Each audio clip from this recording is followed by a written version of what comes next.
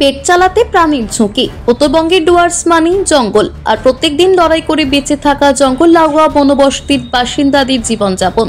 দিনের পর দিন ডুয়ার্সে বাড়ছে বন্যপ্রাণ এবং মানুষের সংখ্যাতে মানুষের মৃত্যুর সংখ্যা।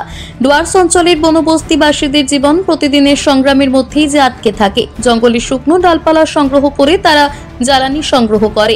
এই সংগ্রামই তাদের জন্য প্রতিনিয়ত এক বিপদময় পরিস্থিতি তৈরি করে।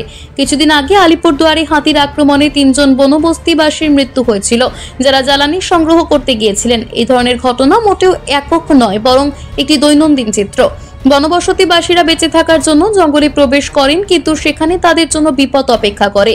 হাতি বা অন্যান্য বন্য প্রাণীদের আক্রমণের কারণে তাদের প্রাণীর ঝুঁকি নিয়ে জ্বালানি সংগ্রহ করতে হয়, না হলে পেট চলবে কি করে। এদিকে পরিবেশ প্রেমীদের মতে, যদি রাজ্য এবং কেন্দ্র সরকার বনবস্তিবাসীদের জন্য সহজলভ্য এবং কম খরচে জ্বালানির ব্যবস্থা করত, তবে বনবস্তির মানুষজনকে প্রাণীর ঝুঁকি নিয়ে জঙ্গল পরিষ্কার করার জন্য প্রতিদিন বনভূমিতে যেতে হতো না। একদিকে জ্বালানি সংগ্রহ, অন্যদিকে চা বাগানে কাজ করার সময়ও বনবস্তির মানুষজন বন্যপ্রাণীর আক্রমণের শিকার হচ্ছেন।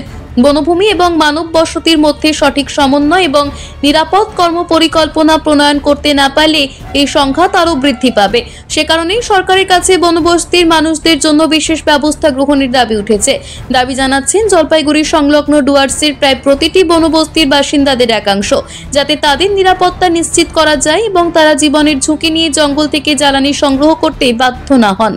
কাছে বহুদিনের সমস্যা। আজকে যে নিম্নবিত্ত, একেবারে নিম্ন বা মধ্যবিত্ত যে পরিবারগুলো জঙ্গলের পাশে থাকে, তাদের আয়ের সংখ্যা খুবই কম, এবং এই আয়ের সংখ্যা কম হওয়াতে তাদের সংসার চালাতে খুবই অসুবিধা হয়। তাদের বাড়িতে এলপিজি কোনো ব্যবস্থা না থাকায় তারা জঙ্গলে প্রবেশ করে এবং জঙ্গল থেকে শুকনো কাঠ এবং জ্বালানি সংগ্রহ করতে যায়। যে বিপদ হয়, সে বিপদটা হচ্ছে বন্যপ্রাণের সাথে তাদের সংঘাত হয়। বহুদিন ধরে আমাদের এই মেটিল ব্লকের বিভিন্ন জঙ্গলে বহু মহিলা আক্রান্ত হয়ে হাতির পদপিষ্ট হয়ে মারা গিয়েছেন, এবং এর পার্শ্ববর্তী যে বন অঞ্চলগুলো আছে সেই এরিয়াতেও একই ঘটনা। আমরা রিসেন্ট নাগরাকাটাতে এই ঘটনাটা আমরা পেলাম। আমরা পরিবেশপ্রেমী সংগঠন মানুষকে অ্যাওয়ারনেস করতে পারি, কিন্তু এই সহযোগিতা করার ক্ষেত্রে রাজ্য এবং কেন্দ্র সরকারের কাছে আমাদের একটা ডিমান্ড যে যদি এই বনাঞ্চলের মানুষদেরকে আমরা যদি এলপিজি ফ্রি মূল্যে, বিনামূল্যে যদি এলপিজি পরিষেবা দিতে পারি, তাহলে কোথাও একটা এই সমস্যার সমাধান হতে পারে। এক্স্যাক্ট যে লোকেশনস গুলোর মধ্যে মেনলি পাওয়া যায়, সেটা তো মোর অফ দ্য নট আমরা পাবলিকলি ডাইভালজ করি না অ্যাজ সাচ, কারণ ওখানের মধ্যে একটা প্রোটেকশন থ্রেটও আছে, যেটা আগেও হয়েছে।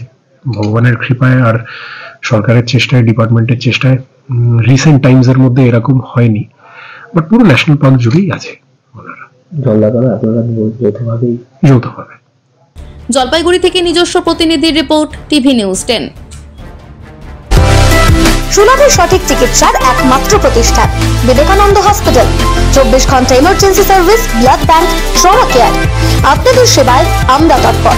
গুণমান ও পরিষেবায় দুর্গাপুর বিধাননগরের ডক্টর জাকির হোসেন এভিনিউর বিবেকানন্দ হসপিটাল শিল্পাঞ্চলের মানুষের মন জয় করেছে।